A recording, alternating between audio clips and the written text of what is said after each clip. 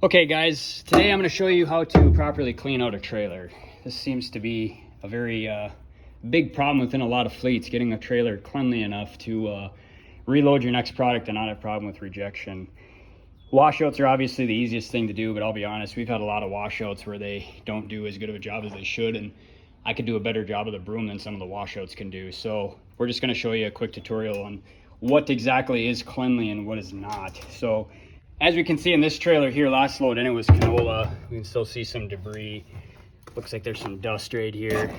Actually, that might even be urea. So that would have been a problem had that fallen in the pit if this was hauled after. Maybe there was urea in here before canola. But either way, biggest problem I see is when I get in a trailer to look at it after somebody tells me it's clean is I look down here, okay? This is the bottom of the trailer and the traps. A simple pry bar, you just go around, scrape all this stuff off.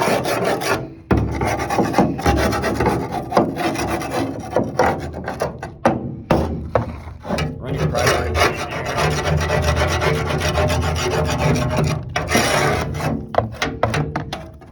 Get this stuff off the doors. So this trailer here must have been wet prior to loading the last load, because this stuff would never stick to these doors if this trailer was dry, or maybe the product was wet. Hard to know. But going around and making sure that these edges are clean. When you open up a trap, obviously some places, especially feed mills, they typically put a tray underneath your trailer. Okay, you crack that hopper, the very first thing that's going to fall out is whatever's on top of the door. Right here. This would be a problem. This would fall down right on that door, right on that grate that they put in there. You could be buying a load of whatever you have on. So it's really easy to just get in here and scrape this stuff off quickly. Go on here. Just make sure all this stuff's clean off of here. Run your fingers up here. We got these wheels under here. Make sure that they all cleaned off. And clearly on a hopper trailer, there's more than one hopper, so making sure you get all three of them is important. I know a big complaint that we get, we run some pretty low profile hoppers, is how close they are to the ground. And unfortunately, there's not a lot I can personally do about that. You can come in from the top. Some guys tie ropes around the ladders. Some guys got other little harness things that they carry with them. But me, I'm a pretty small guy, so I usually just crawl underneath the hoppers and get up under here. Find some concrete, find some cement. You don't necessarily have to do it in the dirt.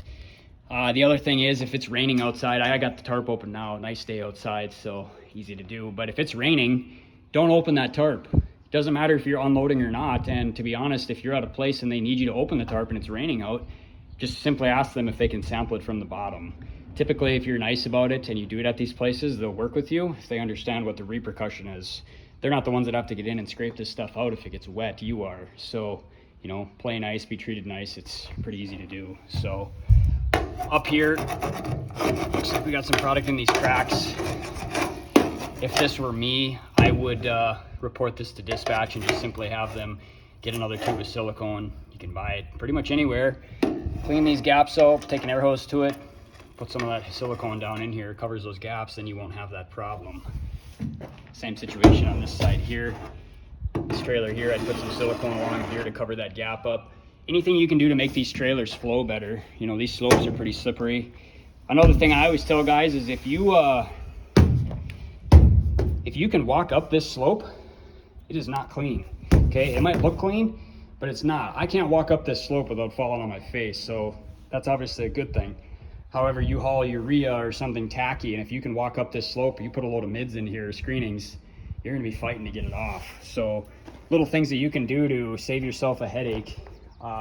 Biggest thing, like I say, is keeping the trailer dry. So another thing that I've caught being a problem with some guys is when they load urea or anything like that, if you're loading right on top of that bowl, it'll stick on top of that bowl. You as the driver need to make sure and watch that. If product gets stuck on that bowl and it falls on top of your next load, yeah, sure, they didn't catch it at inspection, but if it's on top of your load when you get to the other end, you're still the one that's gonna buy it. So make sure that those bows are clean, especially when you go through a washout. You know, I can see a little bit of debris on this one right there. Kind of hard to tell in the video. You can see them little pieces hanging off underneath the weld there.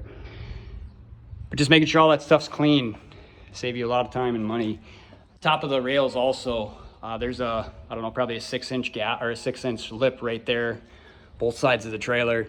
You can easily see that by coming up on the top of the trailer. Just look down, you can see the rail. A big tip that I tell guys when you're loading, whether you have electric or manual tarp, roll your tarp all the way open to right there, and then close it back up till it's about even with the end of that end cap or that tarp stop. Close it up. This way, when they're loading, they can't dump anything on that ledge there. They might be able to get some over here, but that side you can get to a little more easily. But if you put the tarp back over that ledge, you don't have to worry about anything falling on it. So, little tricks to the trade. We'll take the second half of this video from the outside.